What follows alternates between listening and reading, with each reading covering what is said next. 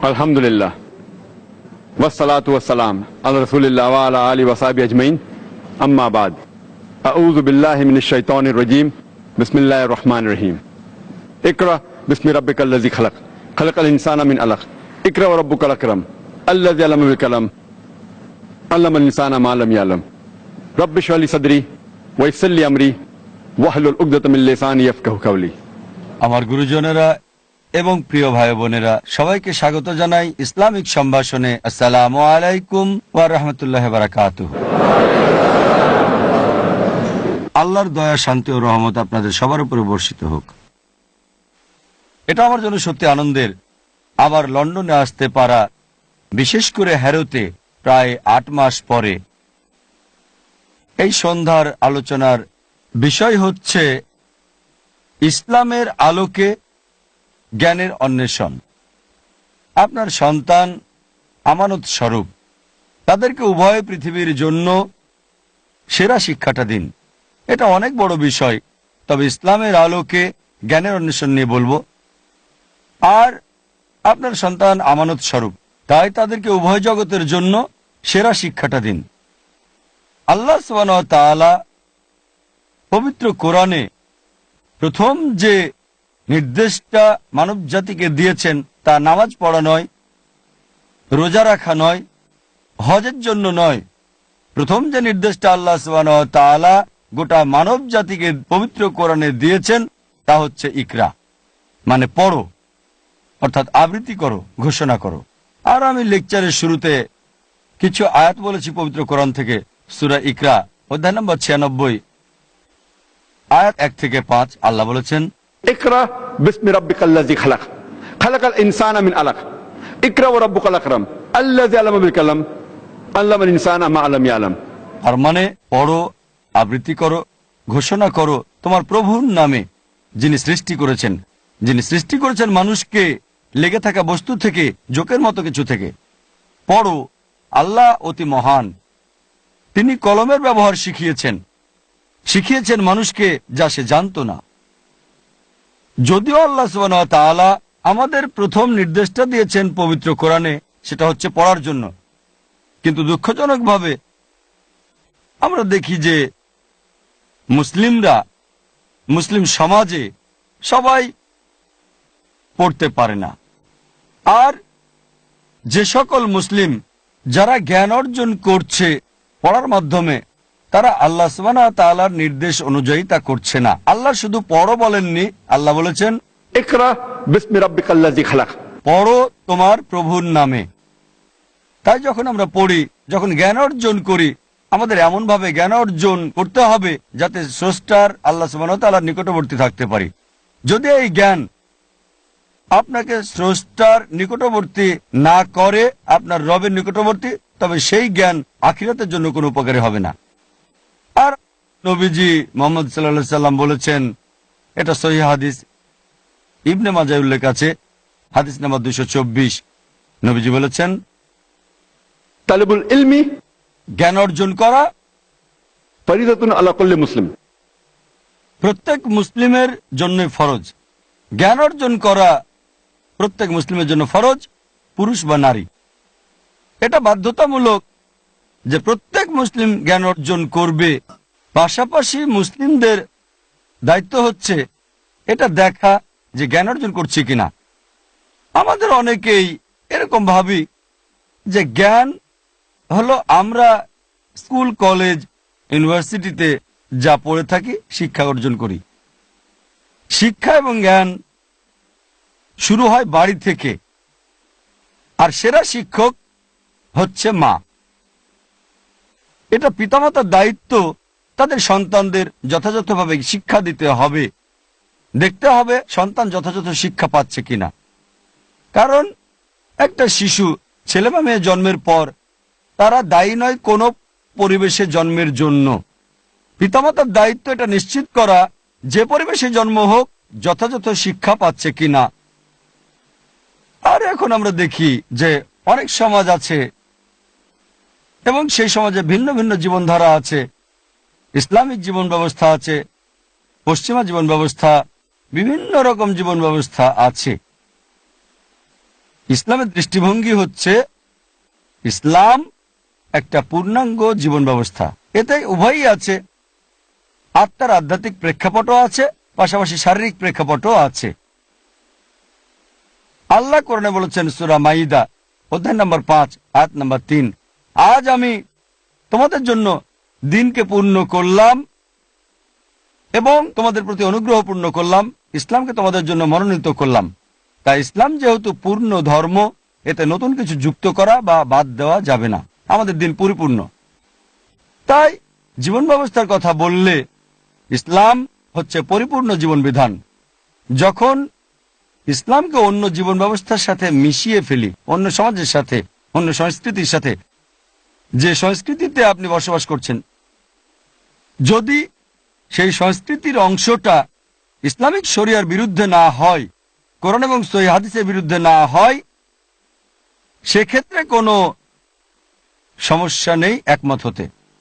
কিন্তু সেই সংস্কৃতি, সেই সমাজ কোরআন এবং সহিহ হাদিসের বিরুদ্ধে গেলে আমরা তা মানতে পারবো না। ইসলাম হচ্ছে প্রথম। এখন আমরা দেখি অনেক সময় সন্তান লালন পালনের ক্ষেত্রে সমস্যায় পড়ি, সমাজ এবং সংস্কৃতির বিভিন্নতার কারণে। আর আমরা পশ্চিমা সমাজের ব্যাপারে সচেতন, যেমন অনেক মুসলিমই পশ্চিমা সমাজে বসবাস করে। আর আমরা দেখি যে যদিও পশ্চিমারা বিজ্ঞান আর প্রযুক্তিতে উন্নত, কিন্তু নৈতিকতার ক্ষেত্রে যদি বলেন তারা পিছিয়ে আছে। পশ্চিমা সমাজে আমরা দেখি মদ পান করা বাড়ছে, মাদকাসক্তি বাড়ছে, অশ্লীলতা বাড়ছে, অবৈধ মেলামেশা বাড়ছে, ধর্ষণ বাড়ছে, অপরাধ বাড়ছে। তাই সন্তানদের শিক্ষা দেওয়ার আগে আমাদের দেখতে হবে তাদের ইসলামিক শিক্ষা দিচ্ছি কি না।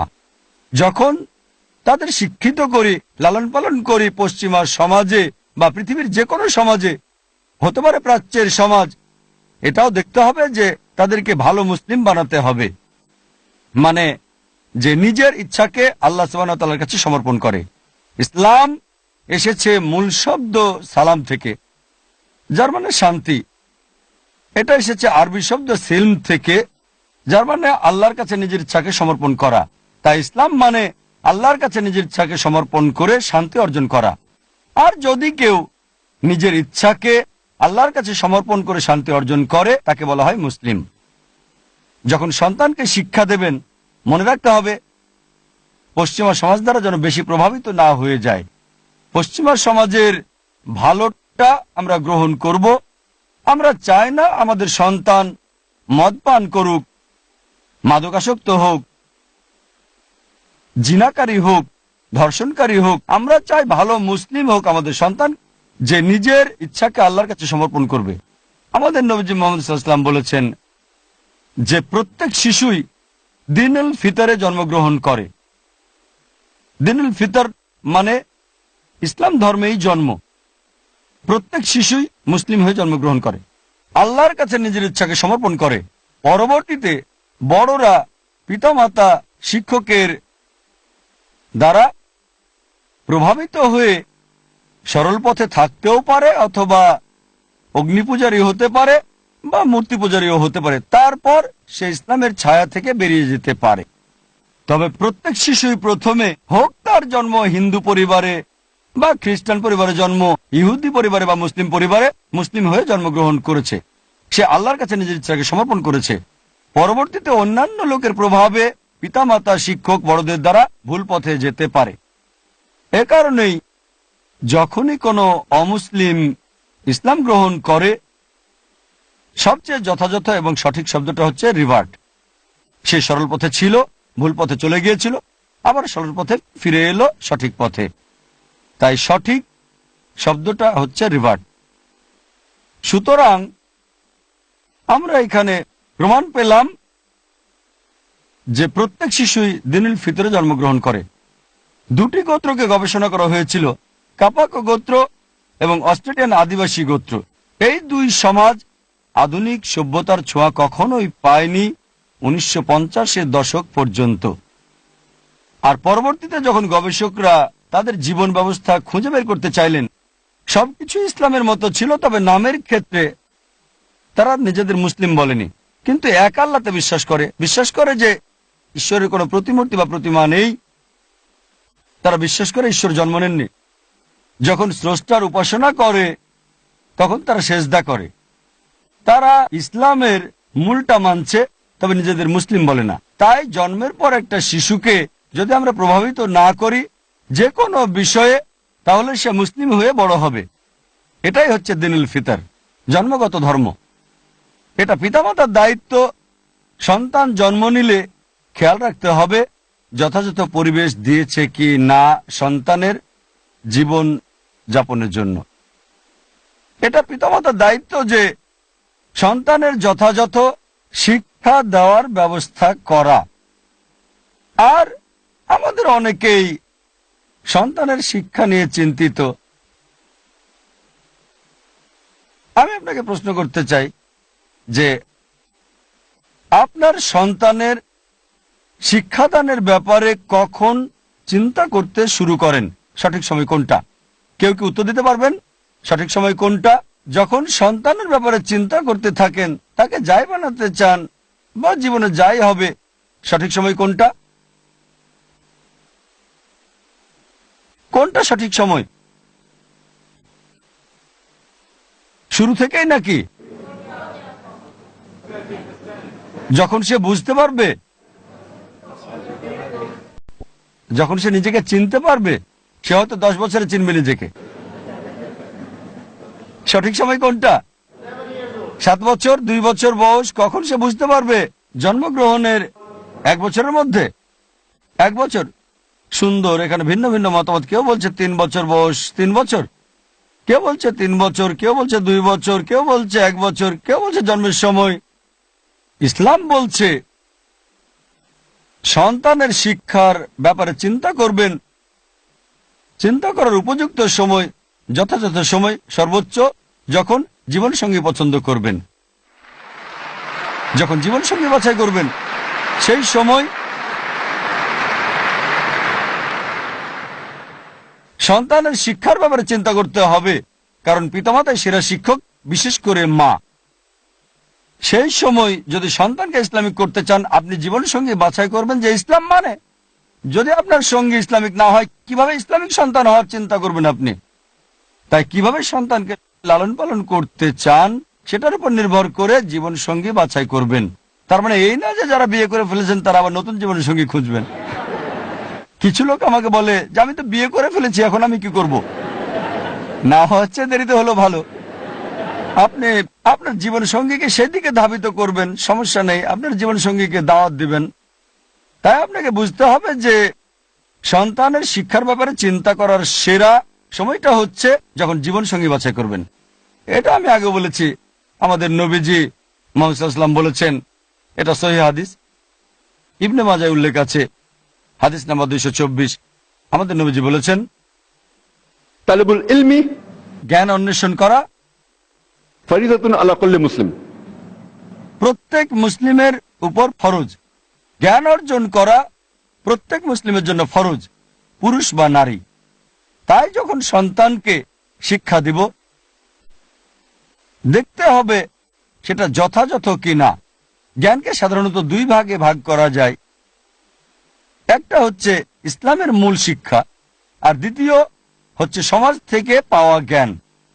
এটা প্রত্যেক পিতামাতার দায়িত্ব যে সন্তানকে যথাযথ ইসলামিক জ্ঞানে শিক্ষিত করা। 1 নাম্বার সবচেয়ে গুরুত্বপূর্ণ হচ্ছে তাওহীদ, মানে এক আল্লাহ সুবহানাহু ওয়া তাআলাকে বিশ্বাস করা। আর আল্লাহ সুবহানাহু ওয়া তাআলার সাথে কাউকে শরীক করা যাবে না, আল্লাহ সুবহানাহু ওয়া তাআলার সাথে কাউকে যুক্ত করা যাবে না। তাওহীদ 1 নাম্বার। তারপর সবগুলো খুঁটি যেগুলো আমরা অনেকেই জানি, সেগুলো যথাযথভাবে আমাদের এবং আমাদের সন্তানের জীবনে বাস্তবায়ন করা, যেমন সালাত, তারপর যাকাত, তারপর হজ, তারপর রোজা। এগুলো খুবই গুরুত্বপূর্ণ। আর অবশ্যই কোরআনের জ্ঞান।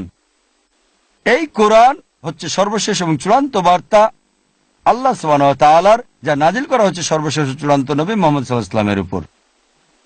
গতকাল ব্রেডফোর্ডে আমার একটা লেকচার ছিল, আল কোরআন কি বুঝে পড়া উচিত। আর সেখানে বলেছি যে সেরা উপহার যা পিতামাতা তাদের সন্তানকে দিতে পারে তা হচ্ছে কোরআন এবং সন্তানকে কোরআন শিক্ষা দেওয়া।